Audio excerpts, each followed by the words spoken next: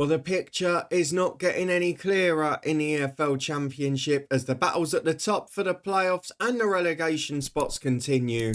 It's been a big weekend that has caused some seismic shifts in the table. And across Tuesday and Wednesday in Matchweek 41, we're going to find out what the next twists and turns are in this dramatic end to the season. If you want to get involved, then come and chuck your predictions down in the comments below. And if you beat or match my overall score, as we preview and predict all 12 fixtures in Match Week 41, then you will get a shout out when we return on Thursday to look ahead to the weekend's fixture list. Before we go and look ahead to midweek though, we've got to have a quick recap of a bonkers Match Week 40. A couple of surprises that no one got points for. And one of those weird weeks where, because it was low scoring and there were a lot of predictable score lines, it became about who got the most perfect scores. I was one of the few that wasn't in that camp. I got 2 perfect scores, but then 4 additional correct outcomes. And I was pretty happy with a total of 10 points. My correct scores coming for Burnley's 2-1 win and for Preston and Stoke's 1-1 draw. However, the scores in the comments were very scattered. We had a lot of fairly low scoring ones where the perfect scores weren't picked up. No one in that usual middle ground of sort of 8 or 9 points. And then we push on to double figures where there are 3 standouts and then a bunch of 4 of us sitting in joint 4th and 5th. So on 10 points with me was Marco. Well done to you. A solid week yet again. One above us on 11 points was Nigel and Peter. And then the top 3 are in a class of their own. On 14 points in 3rd is Mick. On 15 points in 2nd is John.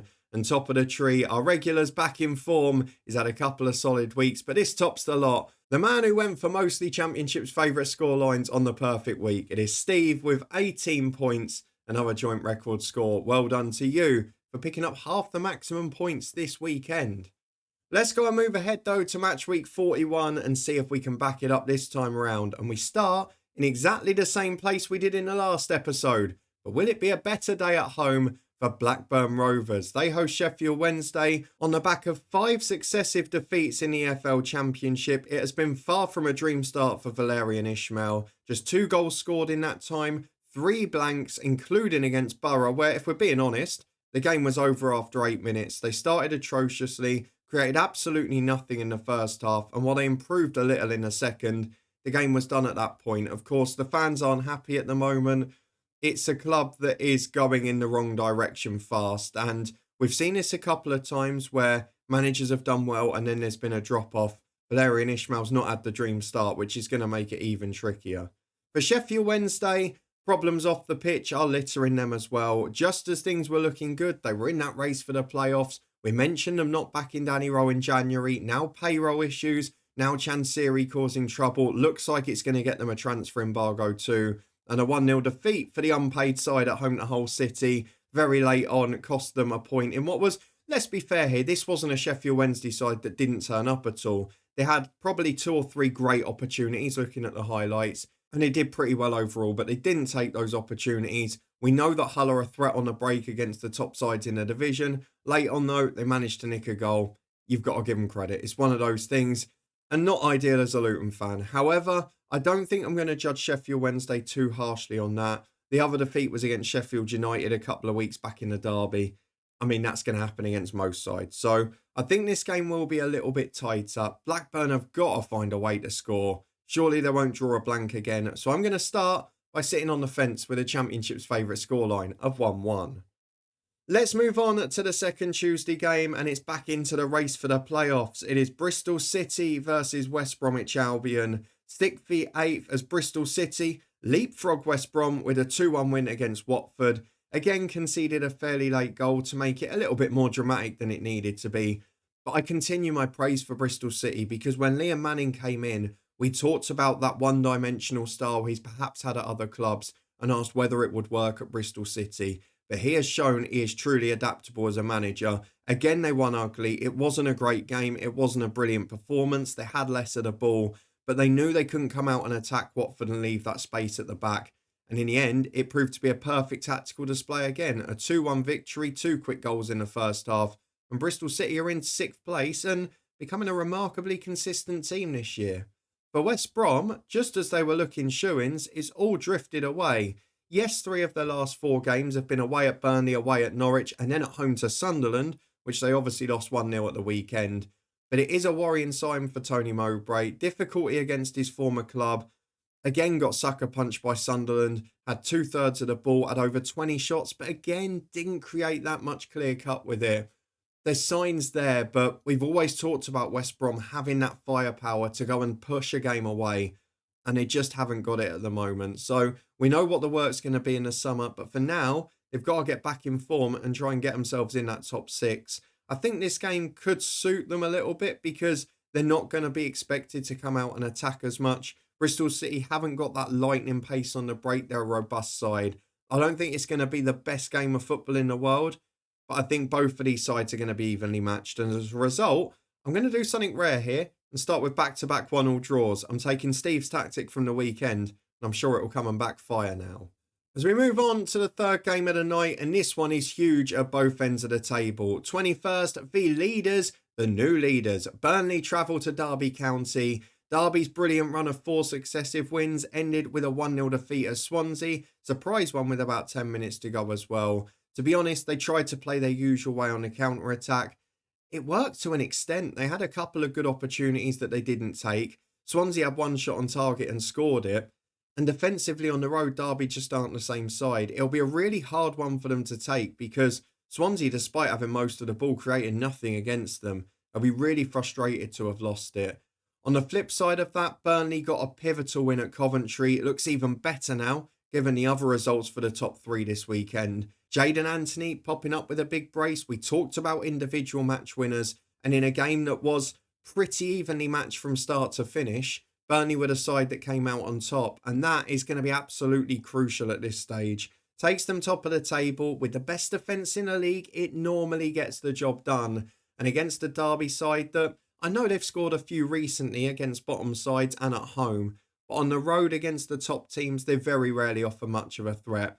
I don't think they're going to score in this game. Burnley will go back to keeping a clean sheet, continuing their remarkable defensive record, and I'm going to back them to get a couple of goals here. Was going to go for 1-0. Let's push the boat out. 2-0 to Burnley on the road. As we move on to a game that is probably last chance saloon for the home side, and maybe it's just a little glimmer of light for the visitors. It is Norwich City versus Sunderland. Sunderland make it back-to-back 1-0 wins and now move within 8 of Sheffield United, who obviously lost. They won at West Brom with a really decent performance. We talked about the fact they gave up a lot of shots to West Brom, but they didn't give up many great opportunities. They played on the break, they nicked a goal. It was the perfect 1-0 away day in a championship by all accounts. For Norwich City, we were talking about the last chance for the playoff push. To lose 2-1 away at Plymouth against a side who concede bucket loads of goals, it will be incredibly frustrating. Unlike the last game, they didn't create that many chances this time. They had 3/4 of the ball, but Plymouth were the ones who had the best opportunities. And we've talked a lot about sides in the Championship having possession and not doing a huge amount with it. And although Josh Sargent popped up with his usual goal, it's been a very frustrating week for Norwich. Unfortunately, I think that's them probably out of the playoff race. And after that late goal against West Brom, maybe gave them a little shade of light. It doesn't look like it's going to happen now. For this game, I think Sunderland on the break will be too strong against Norwich's defence, which is without doubt the weakness of its team. They've conceded 8 in their last 4 despite a clean sheet. So I'm going to go for them to lose this one. Sunderland to make it 3 in a row with a 2-1 win at Carrow Road. On to the next one. It is Preston North End versus Cardiff City. Cardiff picked up, well, will it be a valuable point or will it be a missed opportunity in a 0-0 draw at QPR? We talked about the fact that QPR was scoring and conceding loads. Cardiff brought them back down to earth with a 0-0 draw. Didn't have much of the ball. Again, tried to play on the counter, but it wasn't a game of brilliant chances. Both sides had a few half opportunities, but wasn't a great game by all accounts. So if Cardiff can win their home games, these points on the road might not seem so bad, albeit a lot of the other teams down there are winning. Preston also drew 1 goal apiece at home to Stoke. Again, a big result down at the bottom for the visitors. But that game probably didn't reflect well on Preston because Stoke City should have won it. They had a hatful of chances. Preston created very little. We've talked about the fact they're depleted. They've had that big FA Cup run and now their season's sort of over. They are only 7 points from the relegation zone, so might need to pick up one more result. But this is the sort of game they'll be targeting for it. They're going to be up against a Cardiff side that have very little attacking threat, particularly away from home. pretty much a guarantee not to score more than one goal unless they're going to Valerian Ismail's Blackburn. I've just got a funny feeling Preston are going to nick this. There's optimism with Cardiff now. They've had 3 games without a defeat, but they've played a lot of middling sides, and Preston are another of those. I think Preston are going to nick something. I'm going to go for Heckingbottom side to win 1-0 and virtually secure their safety. As we move on to another big game at the top next, and well, are the visitors back in the playoff race as Sheffield United host Millwall? Sheffield United was stunned by Oxford at the weekend, a game that ruined almost all of our predictions.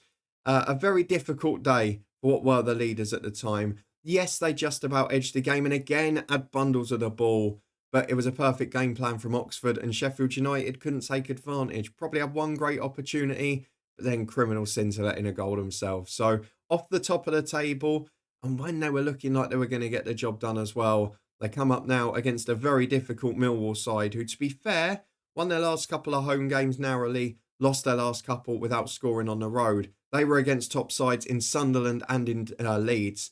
So maybe that gives us a sign of what we're predicting here. A big late winner from Ivanovic, who's been a really good find this season. If they can add 2 or 3 with the same level of magic going forward, Millwall could be a real threat next year. They're still only 6 points off the playoffs. Alex Neil's done a really good job and he's just starting to evolve the side because they did create some good chances in that match. They probably should have scored a couple more. They also did the Millwall thing. They had plenty of set pieces. They got the ball into the box and Pompey couldn't live with it in the end. So a very decent week for Millwall. I'm going to go, though, for Sheffield United to bounce back. They win so many of these games narrowly. At home, they've been pretty formidable for the most part, and I think that one's just going to be a one-off freak result. Sheffield United to win this one by 1-0. It'll be ugly, but it'll be crucial if they can get the 3 points. Into the second half, and we start with a huge game at the bottom end of the table. It is Stoke City versus Luton Town. At lunchtime on Saturday, a few thought that a point against Leeds looked a good result for Luton. I did beg to differ given the game's coming up at 3 and it sort of proved that way with what it's done to the table. Leeds probably had just about the better chances, may have nicked it, but wasn't a vintage performance from the visitors and Luton took advantage, playing on a counter and getting, it must be said, a very good goal on the break in the first half and did well to hang on at the end, and it was hanging on. It is better defensively in recent weeks, just 2 conceded in 4 matches. Big wins on the road at Cardiff and Hull in that battle will give confidence. But the problem is Luton strikers aren't scoring. They relied on an own goal from Hull.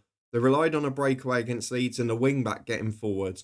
There isn't much of a sign that there's a regular goal threat from open play. Luton are bottom for open play goals this season. And Stoke have been looking a bit better at home recently. They got the bonus of a point on the road at Preston in a game that we mentioned earlier in the Preston section. Stoke should have won. They had enough clear-cut chances. 2 or 3 they didn't take. Obviously scored from the spot in the end. But it was one of those days that will just be frustrating because they are starting to play better football. They're creating more chances. That regular goal threat just isn't there. Of course, last year, they had Tyrese Campbell who popped up with a few near the end. So this time around, after back-to-back home wins for Stoke, given Luton's generally poor record there, I'm going to have to go for a home win. I hope I'm wrong as I was at the weekend with Luton, but I don't hold the same confidence for this. I'm going to go for the host to win by 2-0. And I think Mark Robins will secure Stoke's safety. For us, I think it might go a bit further to the wire. As we move on to Luton's rivals again, and they're facing another side in that relegation mix. It is Watford versus Hull City. Are Watford's playoff hopes over now? Quite possibly after a 2-1 defeat away at Bristol City. Their away form's just been pretty poor all season. Bristol City got those 2 goals in the first half, and while it was a grandstand finish, it was a poor game. Watford didn't create a lot, and they never looked like they were going to score 2 goals in that match. So once they went 2-0 down, I think you can say it was probably game over. They have done okay at home generally, but that draw against Plymouth last time is a really frustrating one. If they'd won that, they'd probably still be in the mix here. For Hull, on the other hand, talk about a smash and grab. They've done it again on the road against top sides. And I know Sheffield Wednesday are dropping down the table now, but they just find a way. They were probably outplayed for the most part. Sheffield Wednesday had 2 or 3 great opportunities to go ahead. They didn't take them, and in the 94th minute, Hull City pop up with a winner. It's another one of those away games where they just smash and grab 3 points, and you've got to give them credit because at this stage of the season, that's what you've got to do. My problem is, as it's only 1 defeat in 6 for Hull, they're still not playing good football. I don't know where the progression is from the Liam Rossini side. I think on reflection, that's probably a mistake from the club. However, in this game, I really don't know what to go for. Watford have generally been good at home. Hull are playing for draws on the road at the minute. They even got 3 at the weekend. I'm going to have to sit on the fence with the Championship's favourite scoreline and go for 1-1 at Vicarage Road. And the final game, the feature one on Tuesday night. Oh, it's getting tense for the visitors. It is Middlesbrough versus Leeds United. Let's talk about Borough first, who are back up to 5th, 4 unbeaten under Michael Carrick, and 3 of those victories. A 2-0 win against Blackburn on Friday night, where, as we mentioned, the game was basically over after 10 minutes. Blackburn offering very little. Of course, Borough flew out of the traps, got those 2 goals early. So often we see them not take chances and then have to chase the game late. When they're leaders, they're in a very good position. Tommy Conway off to the perfect start. And Borough are just starting to find goals amongst their attacking players, which is great news for them. For Leeds, not so great. The unbeaten run continues, but it is 3 draws in a row. 5 conceded, again hit on the break against Luton, while Carl Darlow did deal with the aerial threat better than Meslier perhaps coming in, and they did have the better of the game late on. We thought they were going to play those counter-attacking players, the likes of Nonto and James starting and causing chaos. However, they didn't have the cutting edge. They didn't create loads of opportunities. And of course, once they went 1-0 down, Luton always had something to hold on to. So for Leeds dropping to 3rd, only 1 win in their last 6. Is this the game they bounce back? It's a very tough ask. You remember last year they had a big game away at Borough. They thought the job was done when they nicked it late on. And then they went and lost 4-0 at QPR. What's going to happen this time? I think Leeds are going to nick it. I don't think you can keep them down for that long. There's more twists and turns to come. And while I think all of the top 3 will win this midweek, I think Leeds will keep the pressure on. Borough don't always produce that goal threat. I think this might be one of the frustrating days. I'm going to go for Leeds United, not with a clean sheet, but by 2-1 at the Riverside. And then on to 3 big games on Wednesday, starting with one at the bottom for Oxford United versus QPR. Now just 4 and 5 points clear of the relegation zone respectively, but Oxford back-to-back huge 1-0 home wins, clean sheets against Watford and then Sheffield United as they managed to nick a 1-0 win. Sheffield United, in truth, didn't create bundles against them. They had all of the ball. They did have one good opportunity and they had more of the shots. But Oxford, for the most part, defended really well. And Gary Rowett picked up an ugly win for them. He's an experienced Championship manager. And when it matters, he's producing the goods. A fantastic result for them and one that ruined a lot of score predictions at the weekend. On the flip side of that, QPR, a 0-0 draw at home to Cardiff. They probably would have seen that as an opportunity to try and get away from trouble. But again, a really poor game. QPR, I'll be honest, it looks like they went on the beach 10 weeks ago and now they've got to look over their shoulder because while they're still in 16th place, they're 5 points clear. They're in dismal form. They haven't won in the last 6. I think only them and Blackburn in the entire Championship haven't won one of their last 6 matches. And with the likes of Derby, Cardiff, Luton, Hull City all picking up points, they're going to be looking over their shoulder. They've got to be very careful going into this midweek fixture. A result against Oxford would, of course, calm that immediately, keep Oxford below them. If Oxford win it, it's another place they're going to drop in the division. And I think the hosts are going to win it. I think this is going to be a very different game. We saw them at home to Coventry. We saw the home game against Luton a couple of months ago. Oxford will have a go in this game. They'll see this as an opportunity. I know QPR produced a clean sheet at the weekend, but before that, they've been conceding goals for fun. They are going to pop up with a couple themselves. I thought about going for 3-2, but that's a little bit ballsy given what we saw at the weekend. I'm going to go for 3-1 to Oxford United. I think they're going to win this game. I'm almost convinced of it. As the sun comes out, when we move on to the final 2, it is a side that may have just done enough at the weekend. Swansea City versus Plymouth Argyle. It was a huge win for both of these at the weekend. Even Plymouth picking up a win at home to Norwich City. One of those games where, to be honest, they had very little of the ball but created the best chances. A classic Championship game at the moment. And that win has just put them back in the mix because I thought Plymouth were gone and I think most did. But they're now just 4 points away from Derby. And starting to look at the fact that if they could maybe nick a win here, they could be right back in the mix for survival. Miro Muslic doing a decent job in the end. And they've even started to improve a bit defensively. Only one game where they conceded more than 1 in the last 4, albeit that was a pivotal one against Derby. For Swansea, a 1-0 win at home to Derby at the weekend.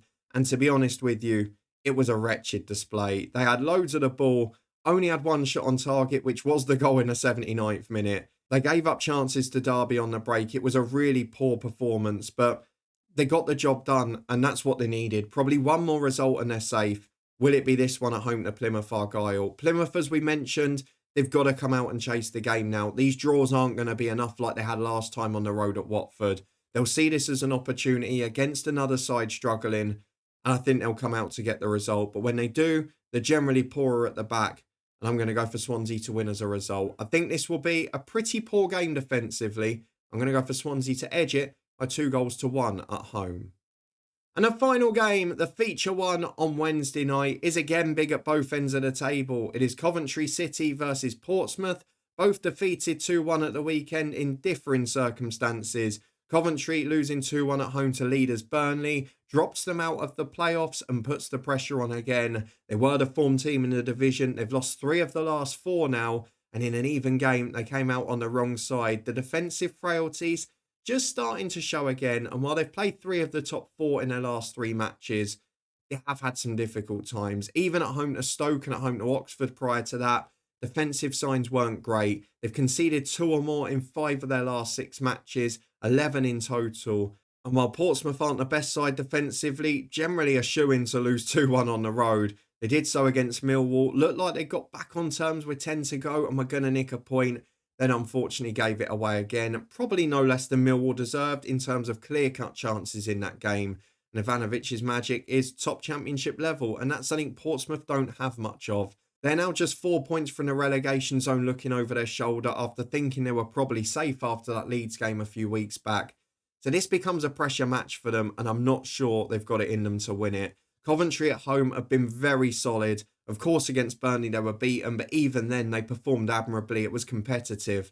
When they've played the bottom half sides, they've generally won them. So I think Coventry at home, I have to go for them as a banker. I'm not going to go for the expected scoreline of 2-1, though. I don't think Portsmouth will get their usual goal this time. I think Mousinho might even go back to his old tactic of resting a few, because they've got Derby at home on Saturday, and that's a much bigger game for them. So I'm going to go for Mousinho to tactically tweak things, and Coventry to win by 2-0 to probably get back into the top 6 based on my other predictions. So with that out the way, let's have a quick recap of my midweek predictions for Matchweek 41. Just 3 Championships favourite scorelines, including the first 2 matches. I was very tempted to go for a lot more. I've got some big 1-0 home wins for Sheffield United at the top end and for Preston North End to virtually secure their safety. I've also gone for big results at the bottom with Stoke City to beat Luton Town and plunge my side into further trouble with just 5 games to go after this midweek. Those are my predictions for Matchweek 41. Do you agree or disagree? Let me know in the comments below and give me your midweek predictions as my voice starts to go. If you beat or match my overall score, you will get a shout out on Thursday when we return to look ahead to the weekend in what should be another dramatic fixture list. It's getting tense. There's battles everywhere as it's going to go down to the wire. If you want to stay up to date and see what I predict for all of the remaining fixtures, then please do subscribe and turn that notification bell on. We'll be back on Thursday afternoon. I hope you enjoy the midweek fixtures, and fingers crossed I'm very wrong about Stoke City versus Luton Town. I'll see you on Thursday to find out if I was, but for now, have a very good week. I'll see you all again in a few days' time.